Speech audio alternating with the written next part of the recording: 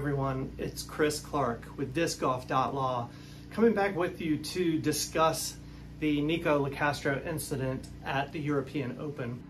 Nikko Locastro was called for a time violation by a tournament rules official. Ultimately, Nikko got up in the face of this rules official and said some things, and even a second time kind of went and tracked the guy down and got up in his face again. And then after the tournament was over, Nikko refused to talk with a PDGA official about the incident. What were the consequences of this behavior? Number one, Nikko was disqualified from the tournament. Shortly after the tournament, Nikko's sponsor, Clash Discs, dropped him. He is no longer sponsored by Clash. Gateway Discs released a statement shortly after the incident saying that they were investigating and they were reviewing Nikko's contract, but then they ultimately came out with a second statement saying that they were going to stand by Nikko because he's part of the family. The Disc Golf Pro Tour itself has not taken any action yet. They could. It's within the scope of their authority to revoke Nikko's tour card if they choose. It remains to be seen what further action the PDGA will take in this matter, if any. I expect they will, because there have been similar incidents in the past, and when I say similar, I mean violations of rules that involve unbecoming conduct by a player, and those have resulted in suspensions. And so I hope and expect that that will be the case here, and that we will soon be hearing from the PDGA disciplinary committee that Nikko has been suspended. Under the PDGA rules, what Nikko did would qualify as, at a minimum, intimidation.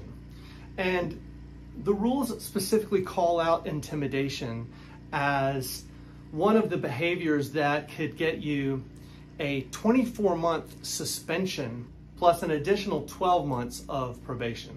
What can we learn from this situation with Nikko and his repeated blow-ups and problems on the course? Should we tolerate this kind of behavior in our sport? Should we be trying to support players who, for example, have anger issues or emotional issues and need help in order to deal with them? In Nikko's case, this is just yet another event in a long string of unfortunate behavior choices by Nikko. And I think at some point we really need to see some meaningful discipline invoked against Nikko in order to try to get the message through, while also being supportive toward Nikko, certainly one of the greatest players of all time, and deserving of our sympathy and support, but not deserving to get off essentially scot-free as he has for many of his unfortunate choices in the past. One unfortunate aspect of this Nikko Locastro incident at the European Open is that it was in Europe. And many people have observed that Nikko was really there as an ambassador of his country, of the United States, and unfortunately displayed what could cynically be referred to as some of the worst stereotypical behavior that many Europeans and people in the rest of the world believe about Americans.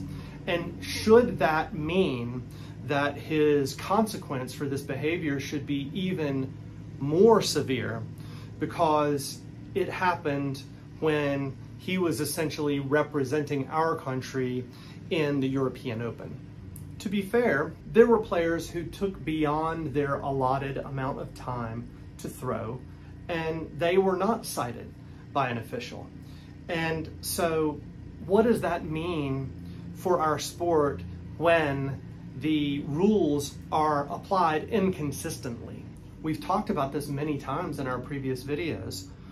Right now, our sport is set up that for the most part, the other players on your card are responsible for enforcing the rules against you. In this case, we were fortunate that at the European Open, there were rules officials there who were available to call rule violations as they observed them.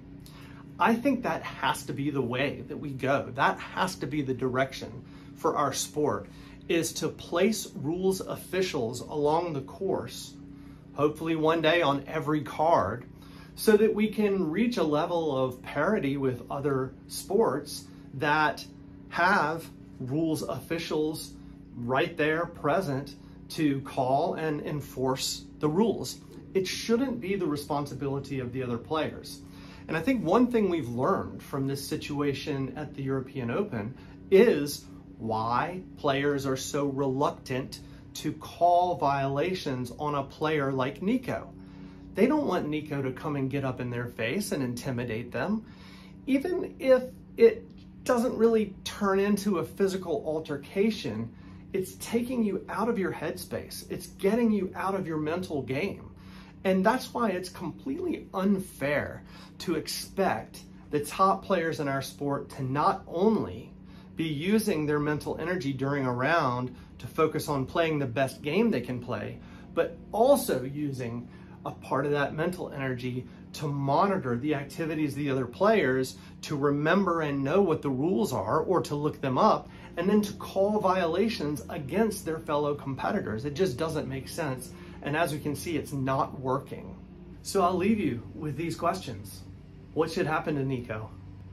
Everybody's got a hot take. I'd love to hear yours. Let me know in the comments. How do we get enough money into the budget so that we can have tournament officials and tournament staff that are so desperately needed in order to make sure the rules in our sport are enforced? Like and follow, let me know in the comments.